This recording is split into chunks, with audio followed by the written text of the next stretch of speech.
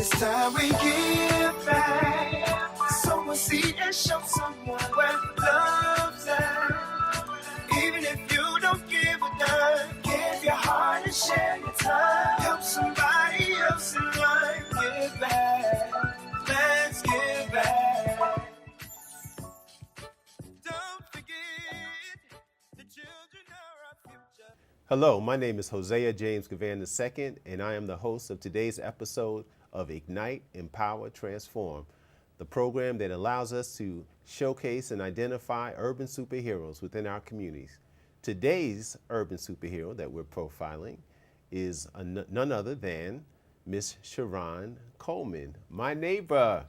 Thank you. I'm happy to be here. Oh, we're happy to have you. How you doing, sister? I'm great. Good. And you? I'm good. Sha-ron is in a leadership role in our community in the South Bronx. She started a Girl Scout troop, Troop 1219, Yes. out of PS 463. And what I'd like you to do is kind of talk about your experience being a Girl Scout leader, first in Harlem, and now what you're doing here in the South Bronx. Well, when my daughter was about 3 years old, I wanted to be a part of the community. So I felt it was my obligation to let her understand that you had to give back to the community. You had to, like you say, unite, empower, and transform. That's right. And when you get so much from the community, you had to come back. And you had to show everyone around you that we are connected to each other. So I felt when you asked me the opportunity to open one in the Bronx, I felt I wanted to give back at this point. That's what's up. We need more of that spirit, sister. I mean, because we are in times now where, obviously, based on so many dynamics that's going on in society, it's important for the community to begin to take more charge of what was happening within our communities. And in order for that to happen, we need people like yourself to step up, take leadership roles, and to make that happen. And you've done that by taking the initiative to create the program. Talk to us about your experience as a Girl Scout troop leader back in the day. Well,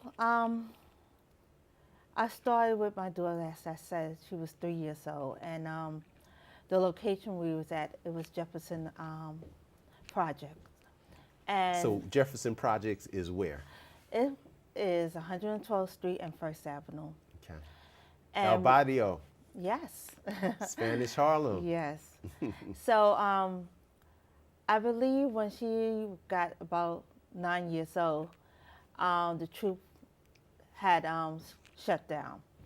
And so one of my other neighbor and I decided to open our own one in 1199 called East River Landon, and that's 111th Street and First and FBI Drive. So we started our own troop there. And from that point on, it's just that we felt that the young girls that we had in our care needed that type of bonding and connection towards having something to be hopeful for. So we would take trips, do activity, and motivate them by saying that they could do. Never say you can't. Always say you could do. And if you keep saying that to yourself, you will never let yourself down. Right. So you're departing some very important words of wisdom. You know, we definitely need adults to make sure that we encourage our young people, that we inspire our young people, and to let them know that there's no limit to their potential, right? If you keep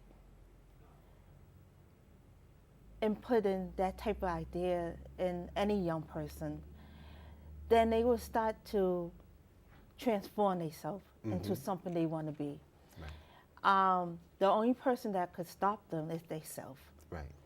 And if they keep telling themselves and be around positive reinforcement, there's no boundary for where they could go. Right.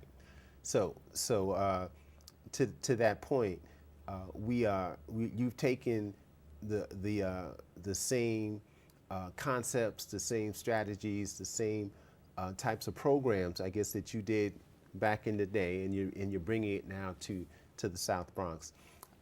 What are some of the challenges that you see? Are there any challenges? The difference between starting something in, say, 20 years ago or 15 years ago versus starting something in today's climate? Is there a difference, or it's the same, or? I believe that we're in the world of internet technology, Bluetooth, YouTube, and all that is quite different than what we used to do 20 years ago. Information is just on a click compared to you have to write things and you have to put in the mailbox. So there is a lot of information that you could get through to people a lot faster than 20 years ago. But we also realized that it's hard getting the children in the location to come to the different meeting that we have, and also to motivate the parents at the same time. I don't think the community is like what it used to be, that people used to knock on each other's door, used to interact with each other. Because of where we at now, everybody's into computers. So nobody having that connection. They're not touching each other like they used to. So that's the challenge that we have right now. So we're now in a world that is based on technology, based on social media, where once upon a time we had neighborhoods. Yes. We had neighborhoods. Now we have hoods. Yes. Right? So we need to create neighborhoods once again, Yes. where neighbors know neighbors, Yes, right? And yes. once neighbors know neighbors, it's no longer the hood, it becomes a neighborhood. One of my good friends, Mr. Coach, the legendary coach Ted Gustis, he's one of the first people that kind of, he is the first person that made me understand the difference between hood and neighborhood. And we want neighborhoods. We want neighborhoods. We want neighborhoods, Yes. right? So in order for us to have neighborhoods, we have to first be neighbors. Yes. And to be neighbors, you have to know the people in your neighborhood, and know the people in your community, know the people in your block, know the people next door, know the people in your building, or know the people on your floor. And those are the things that I think would assist us in kind of creating the environment and the atmosphere where people are more willing and would be more comfortable getting involved, taking the initiative, being involved with different things in their community, because there's a disconnect and people are not truly connected and not we don't even know each other. I would put it a little bit more deeper. A village. A neighborhood is a village. And not only that, we are a family, and we forgot that. We are thinking of each other as being strangers. A community and a village is family with different tribes Right. that come together as one. Right. And I think we got disconnected. Right. It's something, it's unplugged, Right. and we need to put the plug back in again. Got you. Okay, well, you're certainly doing your part, and I thank you for that. We were together this morning, and I saw the joy that you have when you interact with your young people, and the joy that you share with them, just knowing that they're in your presence and that you really are.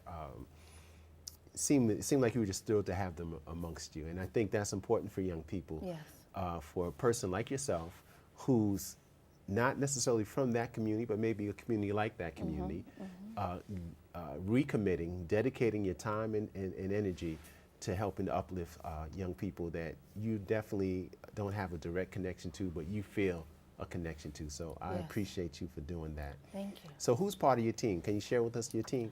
Well, we have Bekah, your daughter. Okay. We have your wife. We have my daughter. And we have a couple more people we're trying to get into the circle. Okay. We are a circle. And we need to link together. And when you ignite and empower people and you transform them, there's nothing could stop you. Amen. Amen. So to that last point you just made, we'd like to, if it's okay with you, bring in another part of your team. Yes. Your daughter, My daughter Aisha. Aisha, who recently moved to, I guess, close to where she grew up, right? Yes, she did. Right. So I know this is an exciting time for the family. Yes. And we'd like to, hear from her, not just about what she's doing in the community, which is valuable, but I understand she has her own business. Yes. And so we'd like to talk to her about that as well. Okay, thank you for All having right? me. Thank you for being here. Okay. And thank you for your contribution, and please keep up the good work. Okay.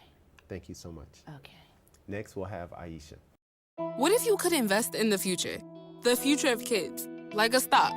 Not the kind of stock that's about making money, but a stock for social change. A whole new kind of investment called Better Futures. When you invest, it helps kids go to college. Believe in us, invest in us, watch us grow. My name is Sydney, and I'm your dividend.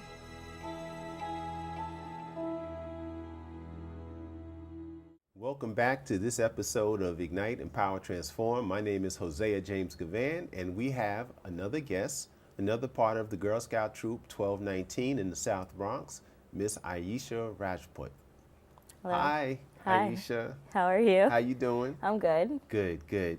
We had your mother on the program just prior, and she shared with us some of the experiences that you guys had when you were a child. We'd want to try to take you back and kind of talk to us about some of the experiences that you had as a Girl Scout, and talk about some of the experiences that you're trying to bring for our young girls in the South Bronx today. Okay. So I grew up in Harlem on 110th and First Avenue. One of the earliest memories I have is of the Girl Scouts. I was a daisy. I actually started when I was 3.5 going on 4. So I was a little bit under, but they just let me slide through.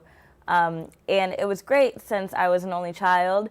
It was another way for me to be able to like talk to little girls and play and do activities on the weekends when I didn't have, school. I was like really lonely at home, and I would say, oh, I want to play with people. It's not fair that like school is only for 5 days out of the week. And then Saturday roll around, I would be able to play with 15 girls, various ages.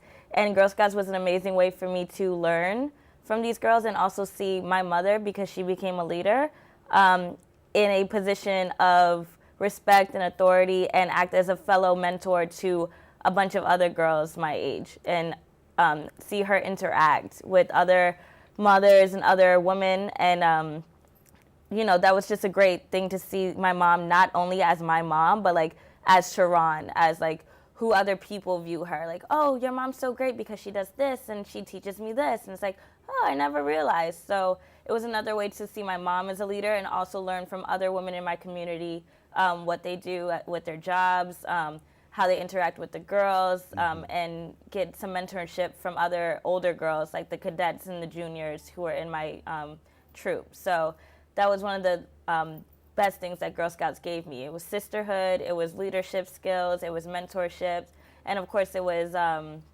learning new activities every day, building goals, because we would say, well, what do you want to achieve in the next couple months with Girl Scouts? Do you want to go for your certain badge? Do you want to sell a certain amount of cookies? For these cookies, what do you want to do with that money? Do you want to fundraise? Do you want to give to charity? Do you want to get a new vest? So it was ways to set up goals and ways to achieve those goals and give me like a sense of responsibility at a young age.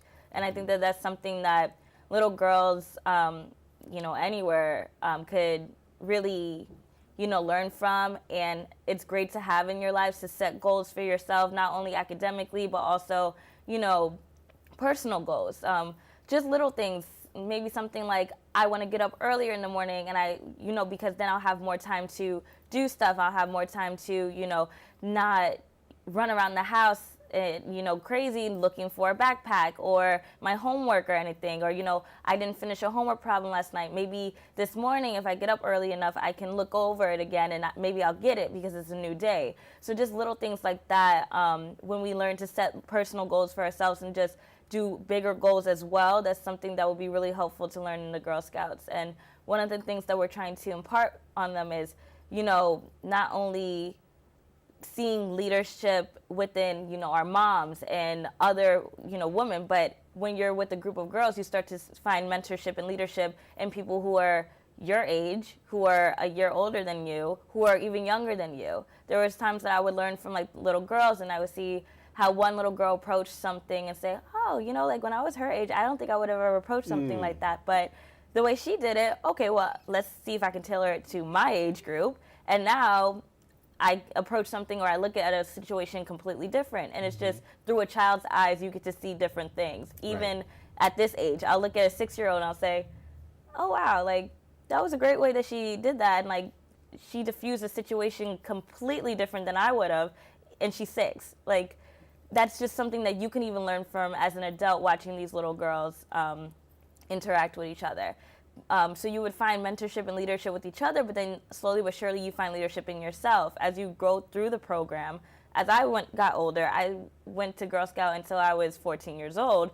I started becoming a leader to younger girls and mentoring younger girls. And so some of the things that you take for granted within yourself even, others will look up to you and say, wow, like, no, that's helpful. Like, I learned a lot from you. And then you start to say, oh, I guess that is a great, trait that I have. That's something that I can strengthen in myself and, pat myself on the back, but also know that trait that I learned in Girl Scouts or that I nurtured in Girl Scouts will now help me in this internship that I'm doing or in my class or something like that. There's so many ways that Girl Scouts intersects in your everyday life, and there's so many building blocks that you receive in Girl Scouts that will carry you into, your school, your work life, and even your relationships. Let's talk about that, because I think, well, I'm very impressed with you as a young adult, because I know your background. I know things that you've done up to this point in your life. And I'd like for you to actually take this opportunity, because I know one of the programs that, if I'm not mistaken, you were part of was Prep for Prep. And I know that's one of the dynamic programs that exists here in New York City. So if you can share with our audience some of your experiences being involved with Prep for Prep and how that may have been, in addition to the Girl Scouts, one of the stepping stones to help you to be where you are today, and some of the things that you have accomplished from Prep for Prep, and I know you went on to college and things that you're doing now. So I would have to say Girl Scouts is one of the programs that I attribute to as like a major building block to my character, but then Prep for Prep is the program that really solidified me. That's what I like to say. So Prep for Prep, for people who aren't really familiar with the program, takes young minority students from around New York City, and this specific program, Prep 9 that I was in, tests you and mentors you and academically challenge the boys and girls that they take in order to prepare them to go to boarding schools, different boarding schools around the country. And for most parents, that's a scary thing. And for my mother, we're going through that now, not necessarily for boarding schools, but independent schools, independent schools and as well. prep schools and these high-level independent schools. It's stressful. It's mad stressful. So Prep for Prep also has Prep for Prep, which is helps kids get into the independent schools and the private schools around New York City. And then Prep 9 is for kids who are around age 12 or 13 to help prepare them for boarding schools, for high school boarding. And so those are all really rigorous, strenuous, stressful programs. And so when I was 13, I was tested, and I also underwent an IQ test. And then once I passed those tests, I did academic training for 2 summers and a whole year on a lot of academic courses that weren't necessarily featured in my public school at the time. So it was geometry, it was algebra, it was... What public school was that? MS-167. Sorry, I had to go back to... So that's my middle school at the time was MS-167, and I was already in an accelerated program. But for boarding schools, sometimes there was a gap there between academics. So Prep knew that New York City schools didn't necessarily have the same curriculum, so they wanted to get all the boys and girls to have the same academic curriculum and same academic footholds that the private schools would then, have us do. So we wouldn't miss a beat when we entered these private, public, and independent schools.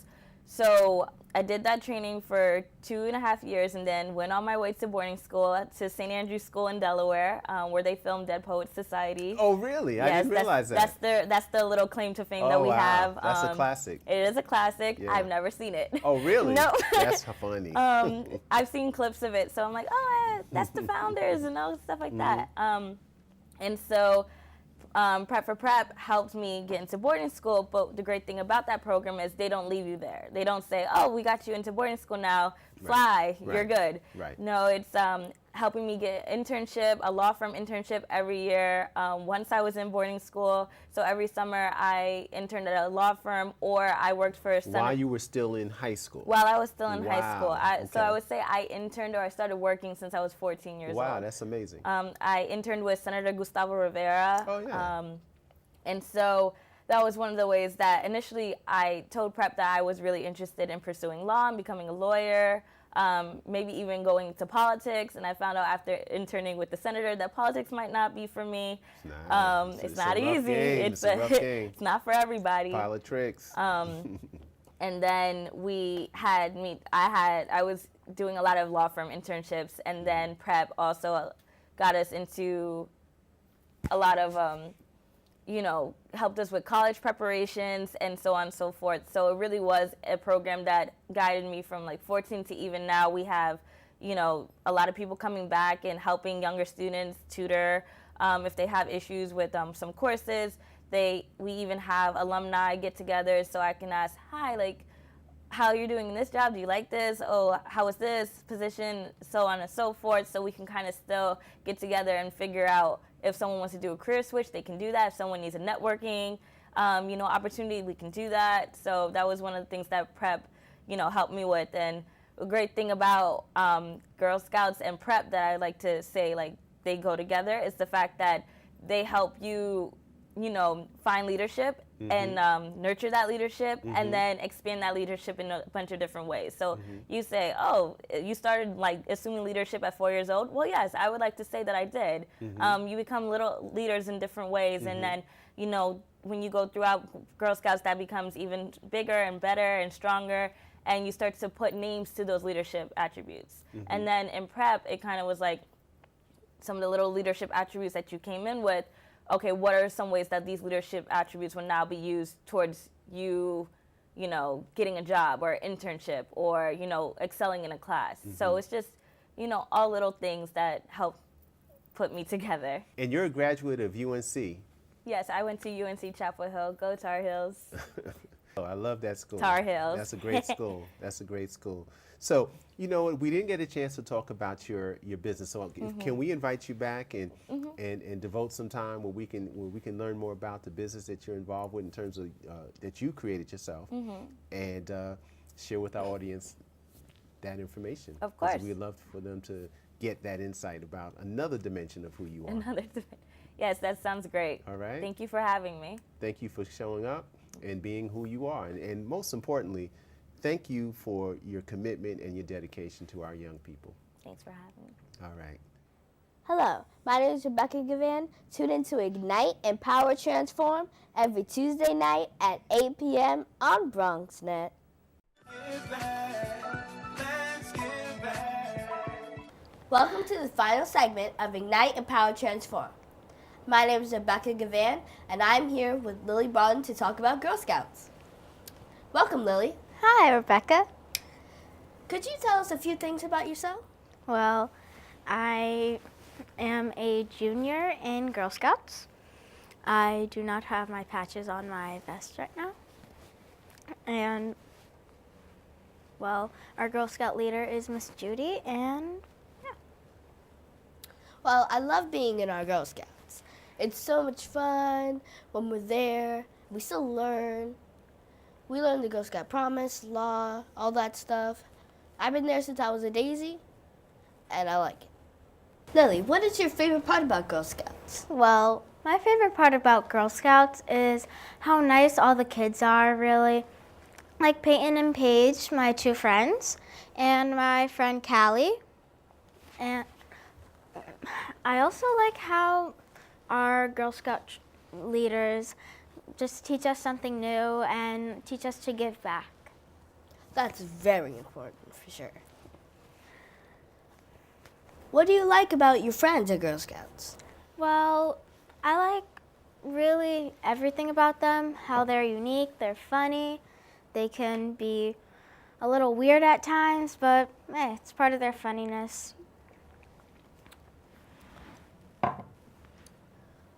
What do you love about your troop leaders even? Well, it's just that they're teaching us how to knit and crochet for the military, I think, or charity. Why are you even giving back? Well, we have to give back because it's just really important, because there are people out there with no homes that get taken by charity so they can be sheltered. What kind of activities do we do actually? Well, we have started to knit, and let's see. We sold Girl Scout cookies last year, and we made slime. Well, those are just a few things. Okay, that's a few out of like a million. Well, it feels like it because I love being there, and it's hard to just recall because we're there so much. So what's your favorite part about selling cookies? Well, getting money to help charity. And now we're going to have a daisy named Olivia Broughton, which is Lily's sister. My little sister.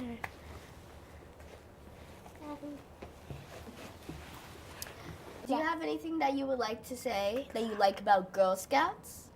Yes. I would like to say that when we make stuff and give it away, I feel really good about it. And that is also giving back, and that's important to all our people in our communities. And if we give back, that's very important, and that's something that Girl Scouts do.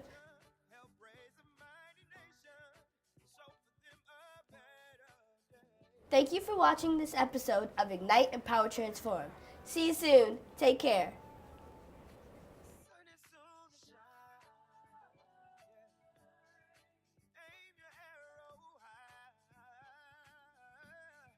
Keep reaching for the sky. It's time we give back. Someone see and show someone where love's at. Even if you don't give a dime. I'm your host, Rachel Cheeks Givan. Tune into Ignite, Empower, Transform every Tuesday night at 8 p.m. on BronxNet. Give back. Let's give back.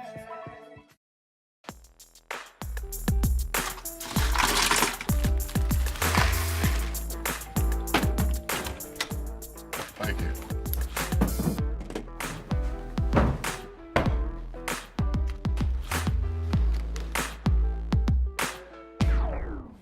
You got a king?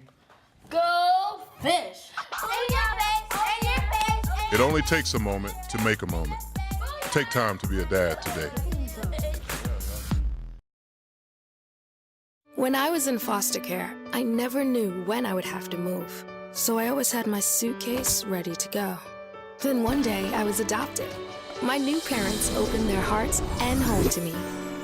My parents cook my favorite breakfast for me every morning. My parents take me on trips I never thought I would go on. They gave me a home and an even better reason to use that suitcase. My parents aren't perfect, but they're perfect for me. Your son wants to get a cat, but you're allergic. Maybe he could be an outdoor cat that lives in our neighbor's yard, 3 doors down. Mom! You don't have to be perfect to be a perfect parent. Teens in foster care will love you just the same.